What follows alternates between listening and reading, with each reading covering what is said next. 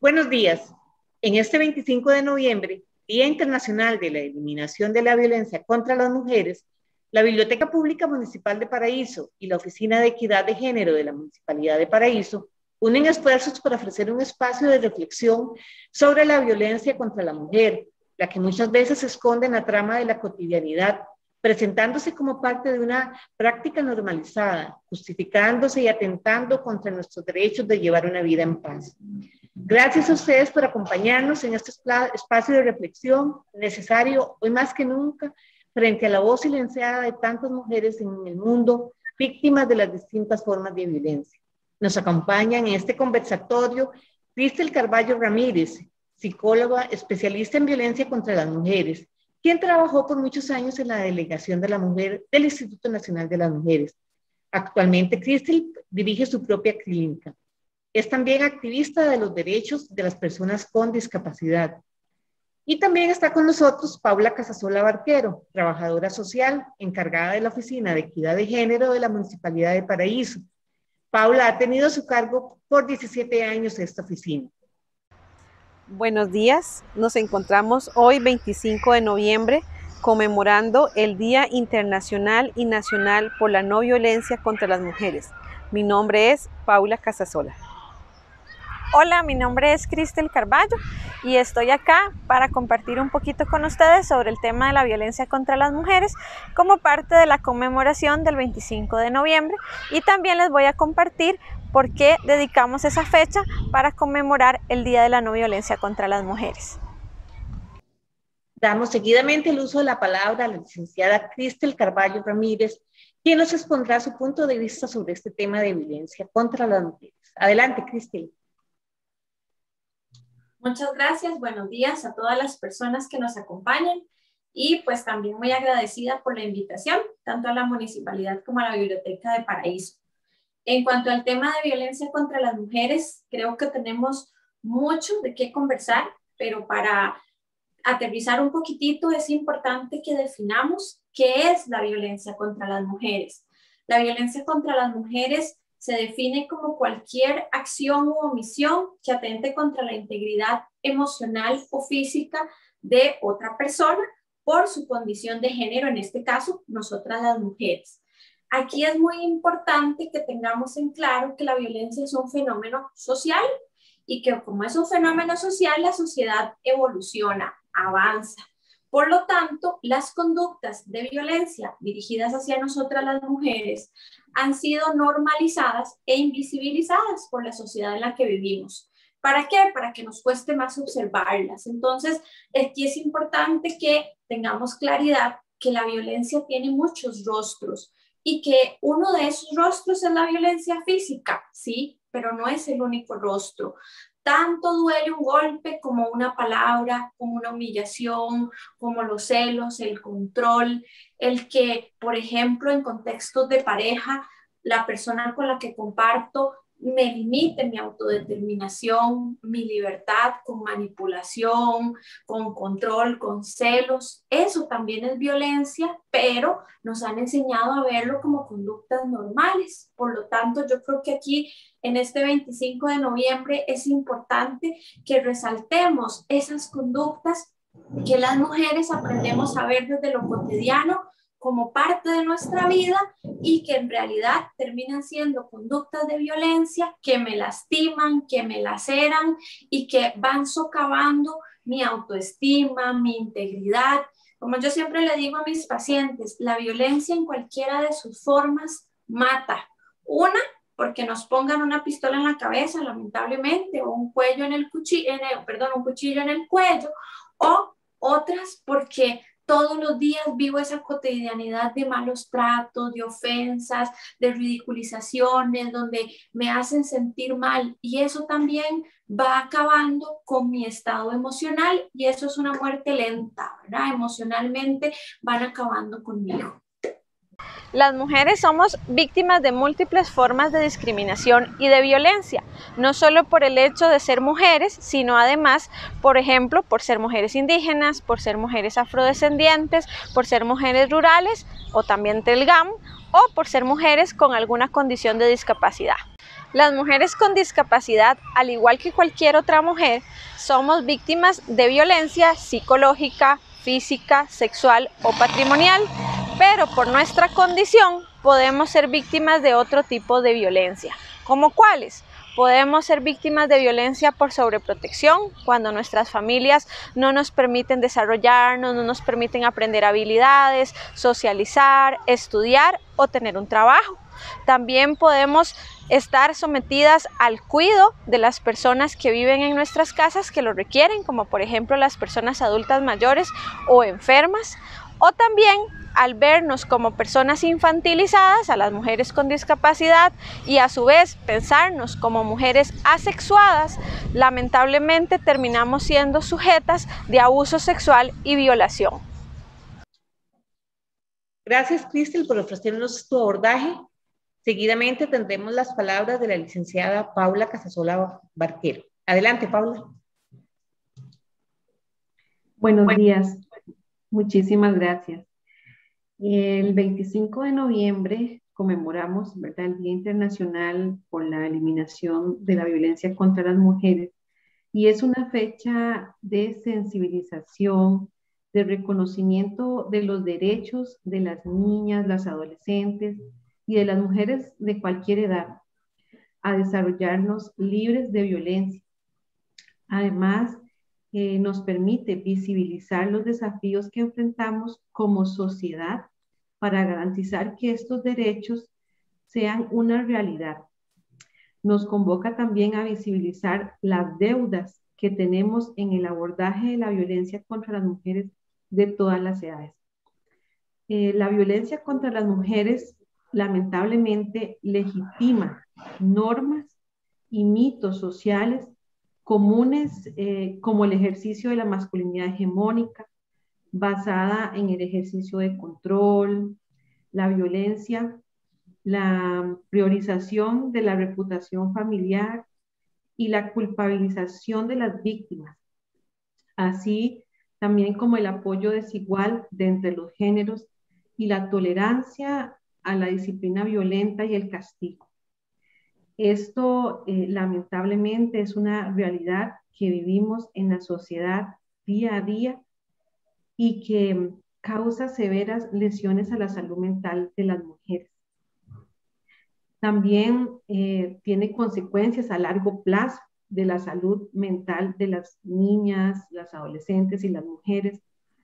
Y como instituciones públicas y también como empresas privadas, debemos abordar estos factores de riesgo comunes para poder contribuir a prevenir todos los tipos de violencia. Quisiera pasar ahora a un ratito de conversación entre nosotras, porque esta tarea que nos recuerda esta celebración del Día Internacional de la Eliminación de las Formas de violencia contra la mujer, nos impone unos retos enormes a los que uno se podría preguntar, Cristel y Paula, ¿por dónde empezar?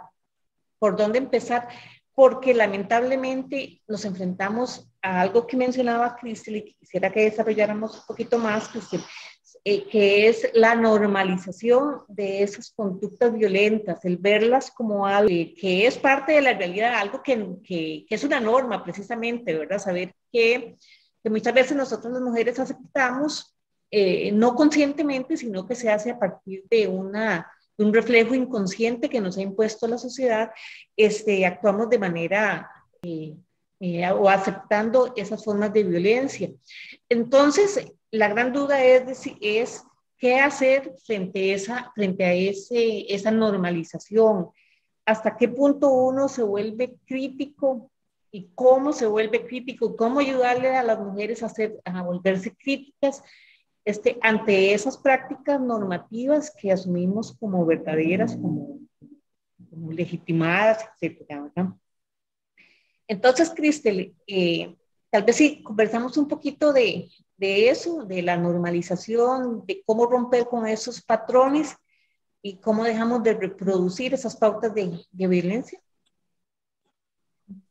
Yo creo que aquí es importante, Silvia, que nos enfoquemos en que debemos trabajar todas y todos por una transformación cultural, porque al final y al cabo esto es un tema que nos atañe a todas y a todos. Lo vivimos las mujeres en nuestros ámbitos privados, pero es un reflejo que al final implica a todas las estructuras de la sociedad, ¿verdad?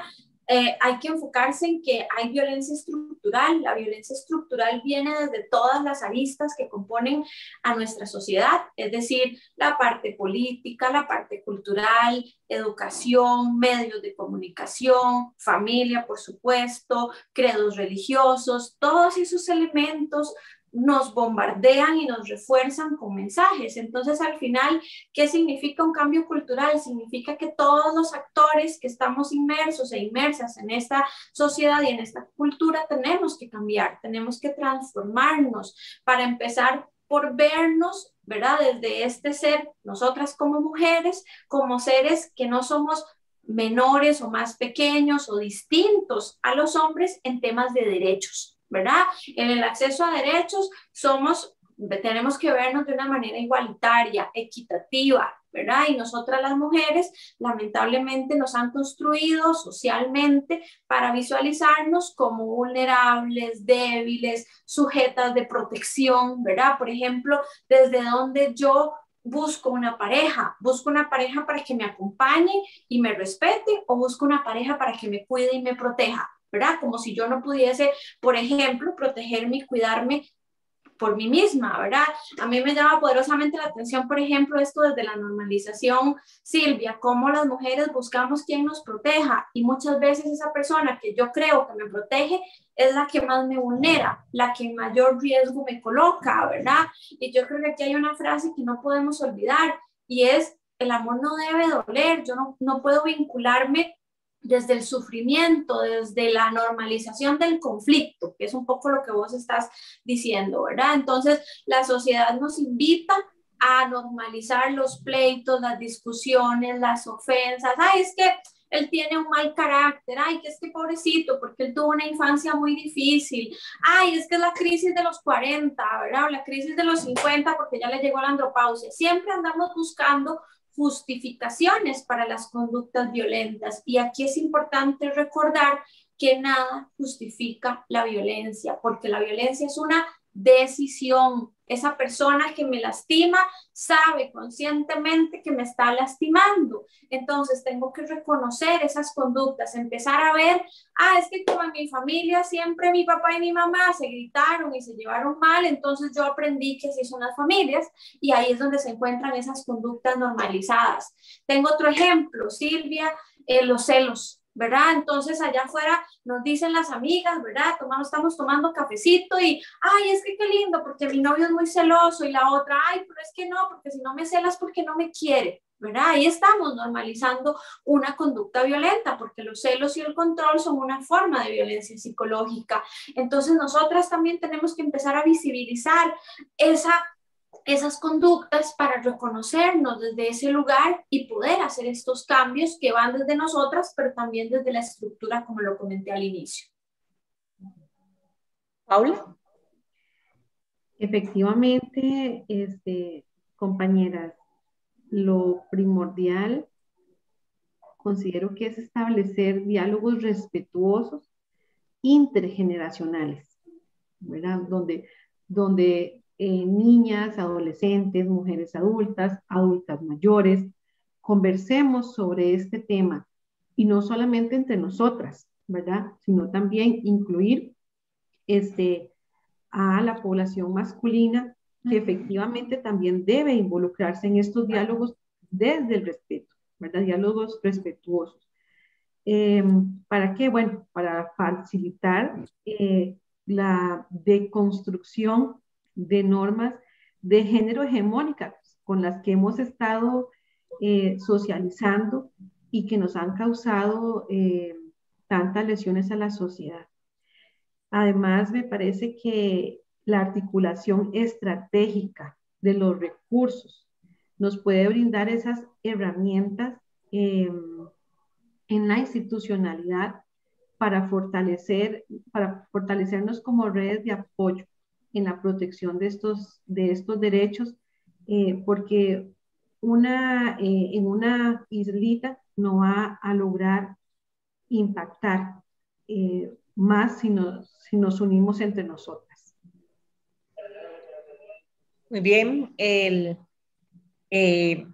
dentro de este abanico tan detallado de formas de violencia, Cristel y Paula, como especialistas, yo sé que tal vez puede ser como extraño preguntar esto, pero ¿cuáles son las formas de violencia que están, digamos, afectando más a las mujeres?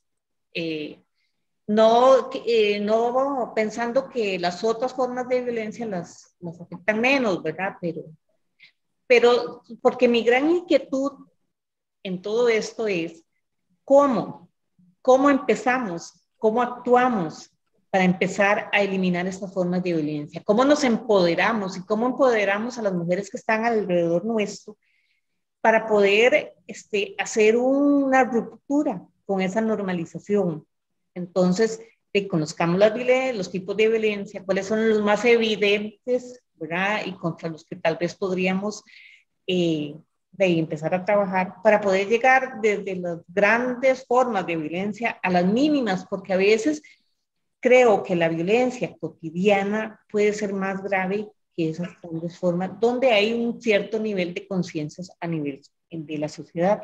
Entonces, otra pregunta para seguir conversando sobre este tema. Efectivamente, Silvia, en realidad, una de las principales formas es verbalizándolo, ¿verdad? Y a las mujeres nos cuesta muchísimo verbalizar que estamos vivenciando una situación de violencia, por las razones que hemos comentado, ¿verdad? Por el secreto familiar, por el qué dirán, porque me caso con una expectativa o me uno a una pareja con una expectativa de que mi vida va a ser perfecta. Entonces, esa incapacidad, ¿verdad? O esa vergüenza que nos da de hablar del tema es una de las principales barreras. Por eso yo les mencionaba anteriormente de apelar a los diálogos respetuosos. En primer lugar, ¿verdad? Si lo podemos empezar a hacer entre nosotros, empezar a hablar de este tema, que no sea incómodo, porque es un tema que genera ruido, pero entonces que sea un ruido que sea transformador, ¿verdad? No sea un ruido de que yo nada más me tapo los oídos y no quiero escuchar la situación de violencia que está viviendo mi vecino, mi vecina, sino que sea una verbalización en la que nosotras podamos encontrar nuestros puntos de encuentros, ¿verdad? Esos factores comunes que tenemos las mujeres de otras provincias y nosotras con relación a la violencia. ¿Cristel? Yo considero que aparte del diálogo, que me parece maravilloso ese aporte de Pauli, está la concientización, el que yo pueda reconocerme, lamentablemente, como una persona, una mujer que ha vivido alguna situación de violencia. Yo creo que aquí es importante que sepamos que todas las mujeres hemos sido víctimas de violencia en algún momento de nuestras vidas, en diferentes entornos, porque las mujeres podemos ser violentadas en la calle, podemos ser violentadas en el trabajo, podemos ser violentadas en la casa. Y desde esos diferentes espacios tenemos los tipos de violencia, ¿verdad?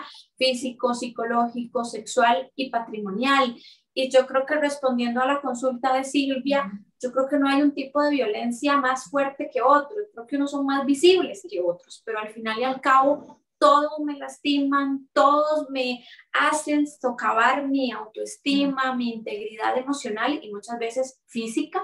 Entonces, yo creo que aquí no hay un tema de porcentaje, hay un tema de más bien visibilizar, lamentablemente, esas posibilidades, esos entornos en los cuales las mujeres somos víctimas de violencia y los tipos de violencia, para poder identificarlos y de esta forma irnos empoderando en la toma de decisiones.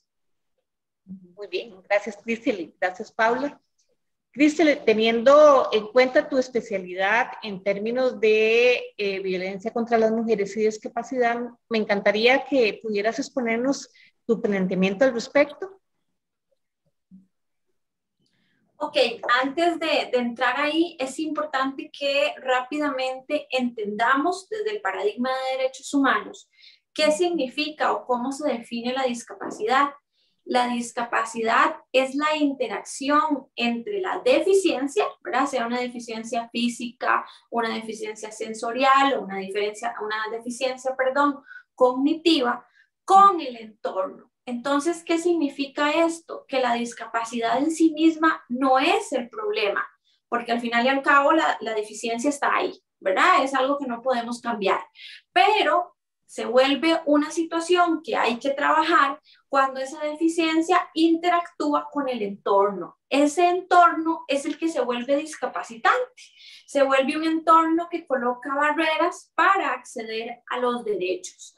Entonces, ¿qué significa esto? Significa que la persona en sí misma no es el problema. El problema es todos los obstáculos que tenemos que enfrentar las personas con discapacidad al interactuar. Es decir, podemos tener barreras de acceso, ¿verdad? A servicios, a información, a medios de comunicación. También podemos tener barreras actitudinales que son súper complejas, chicas y chicos, porque al final y al cabo las barreras actitudinales es el cómo la gente piensa, ¿verdad? De las personas en condición de discapacidad, las barreras de infraestructura, ¿verdad? Que son las más conocidas en términos de discapacidad, una rampa, este tipo de aceras accesibles con podolosetas, ¿verdad? Que hay en algunas de nuestras provincias y cantones, pero es una gama de posibilidades que es tan amplia y que al final y al cabo es donde se nos colocan las barreras. Por ejemplo, si yo como mujer con discapacidad me desarrollo en una familia que desde ese entorno tiene barreras actitudinales y dice que porque una mujer con discapacidad no puede, ¿verdad? Entonces no puede desarrollarse, no puede estudiar, no puede trabajar, no puede tener una relación de pareja, no puede aprender a hacer las labores de la casa, por ejemplo, o a vestirse por sí misma. Ahí están todas esas barreras cuando realmente no se ve a la persona más allá de su condición, ¿verdad? De su condición de discapacidad, porque todas las personas tenemos habilidades, tenemos destrezas más allá de cualquier condición que presentemos. Ahora, viendo esta raíz, por decirlo de alguna manera, ya enfocado en la violencia contra las mujeres en condición de discapacidad, tenemos que reconocernos desde el que solo el hecho de ser mujeres nos vulnerabiliza a sufrir o a ser víctimas de violencia. Y las mujeres en condición de discapacidad sufrimos múltiples formas de violencia y de discriminación, porque entonces ahí entran varias variables, valga la redundancia, la condición de ser mujeres, que ya es una, la condición de tener discapacidad, que serían dos, y a eso tenemos que sumarle si eventualmente somos mujeres en condición de discapacidad y además rurales, o mujeres en condición de discapacidad, niñas o adolescentes o afrodescendientes indígenas, ¿verdad? Entonces se hace una lista larga de componentes que son utilizados para vernos como sujetas de discriminación y por lo tanto de violencia. Entonces no se puede utilizar el mismo lente para observar porque hay que ver variables y en función de esas variables poder identificar escenarios de riesgo, ¿verdad? Como por ejemplo la violencia sexual, que lo comentaba un poquitito en el video, ¿verdad? Cómo las mujeres con discapacidad somos vistas desde lo social como seres asexuados, ¿verdad? Que no podemos mantener relaciones sexuales placenteras siquiera o no placenteras, simplemente no hay, esa parte es asexuada, pero sí podemos ser sujetas de violación y de abuso sexual por parte de nuestro papá, nuestro abuelo, padrastro, primo o cualquier persona cercana a la familia. Entonces hay que tener conocimiento de, por ejemplo, estos escenarios de riesgo para identificar las diferentes formas en las que las mujeres con discapacidad podemos ser violentadas. Por ejemplo, que no está tipificada, ¿verdad? En la ley contra la violencia doméstica, la violencia por sobreprotección, donde esa familia, por sobreproteger a su hija en condición de discapacidad, no le permite realizarse, le limita su autodeterminación. ¿Qué es la autodeterminación? La capacidad que tenemos todos los seres humanos de tomar nuestras propias decisiones. Entonces, no, yo no le voy a enseñar a ella a vestirse porque ella no puede. De una vez. No, ella no puede ir a la escuela porque ella tampoco puede. Ella no puede tener amigos porque ella no ve, o porque ella no puede caminar, o porque ella no escucha. Eso es violencia, y esas violencias hacia las mujeres con discapacidad son de las que nadie habla, de las que no se comenta, como decía Pauli, de esos diálogos que tenemos que tener entre nosotras para poder hacer la diferencia y poco a poco ir rompiendo con estas conductas que al final terminan socavando la vida de una persona. Cris, y entre esas tantas, ¿verdad?, que has mencionado, también están los desafíos que encontramos las mujeres con discapacidad ante una posible denuncia. Por ejemplo, si yo quiero denunciar a mi pareja, ¿cuáles serían, digamos, como las mayores barreras que puedo encontrar?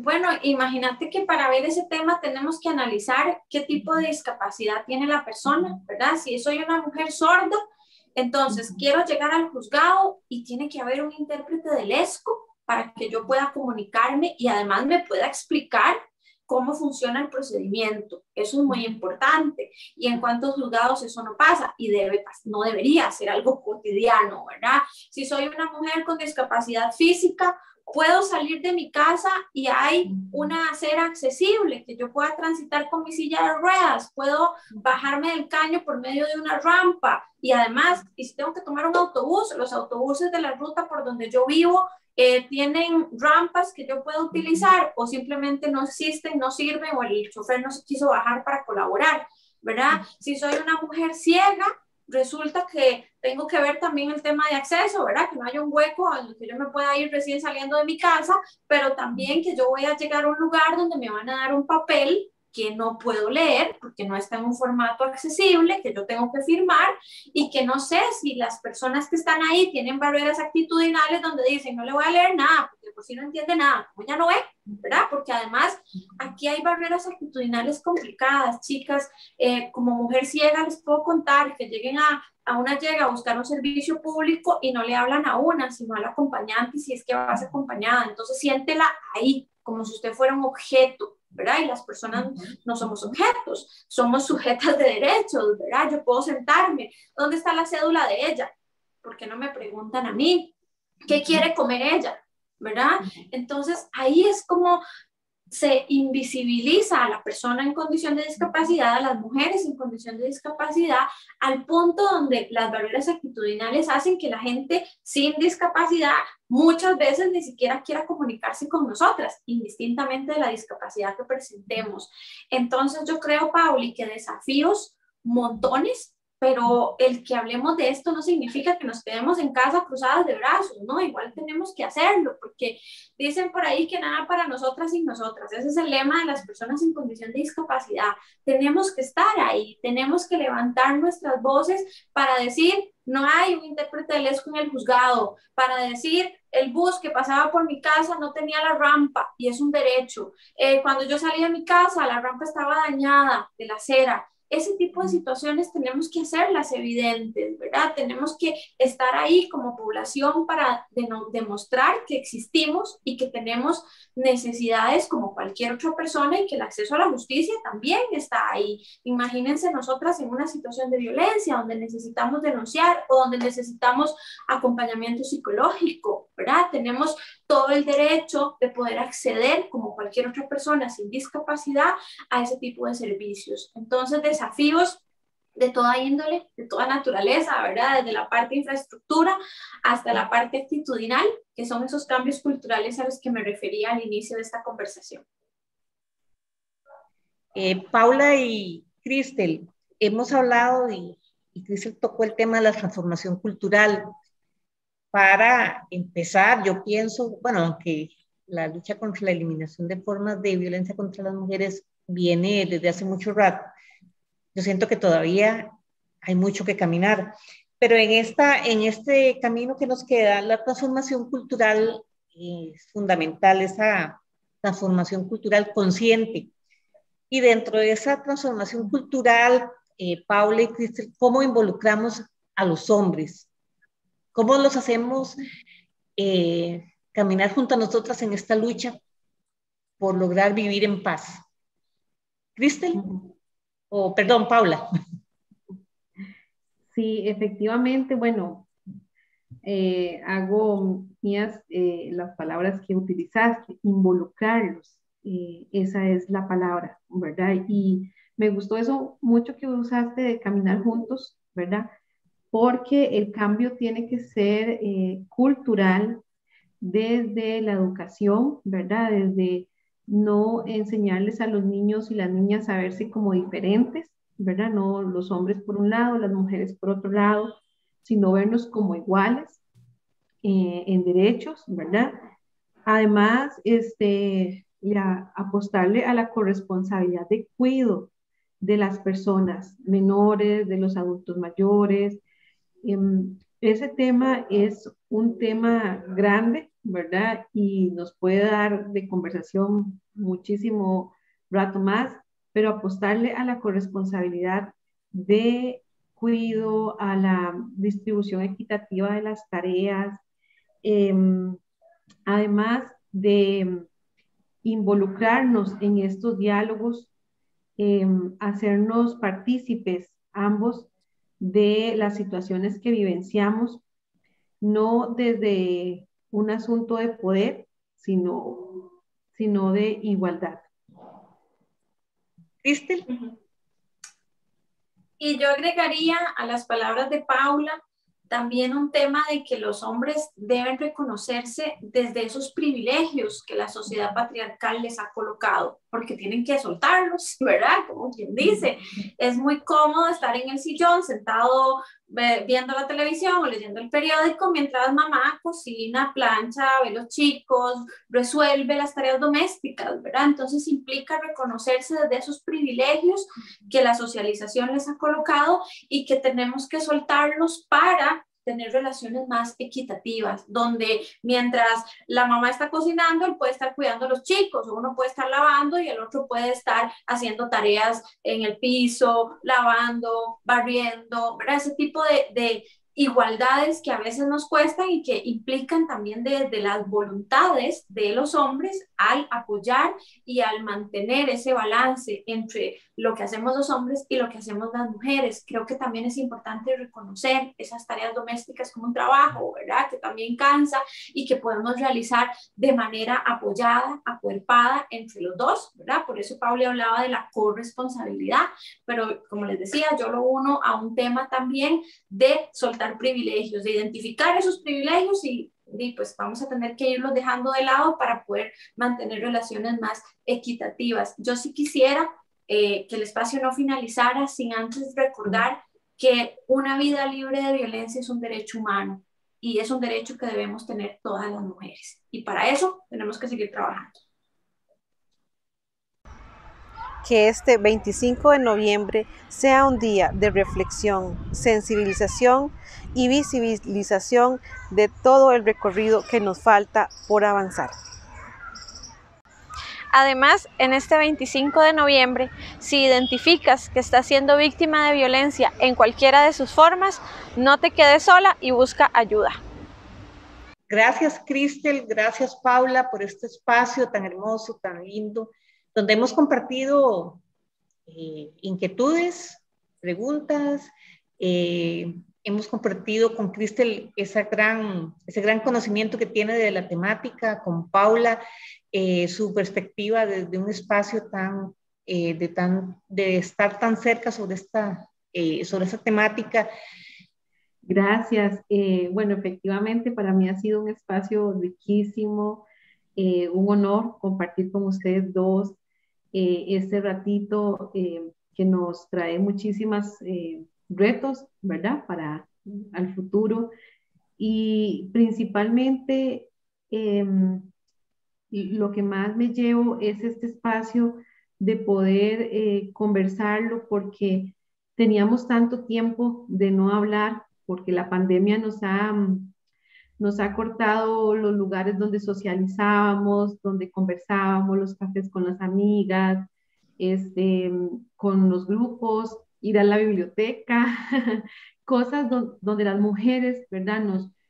Teníamos esas oportunidades por lo menos de conversar, y si estábamos en una situación de violencia, tal vez no lo decíamos abiertamente, pero llegábamos y conversábamos con alguien, y eso nos ayudaba, ¿verdad?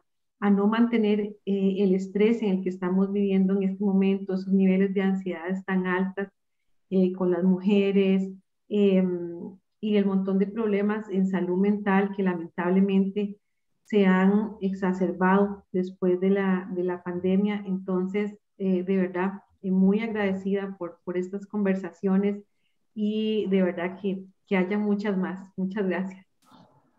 Cristel. Bueno, yo quiero agradecerles nuevamente por la invitación, por el espacio, ponerme a la disposición de ustedes para lo que pueda ser útil, para lo que pueda colaborarles.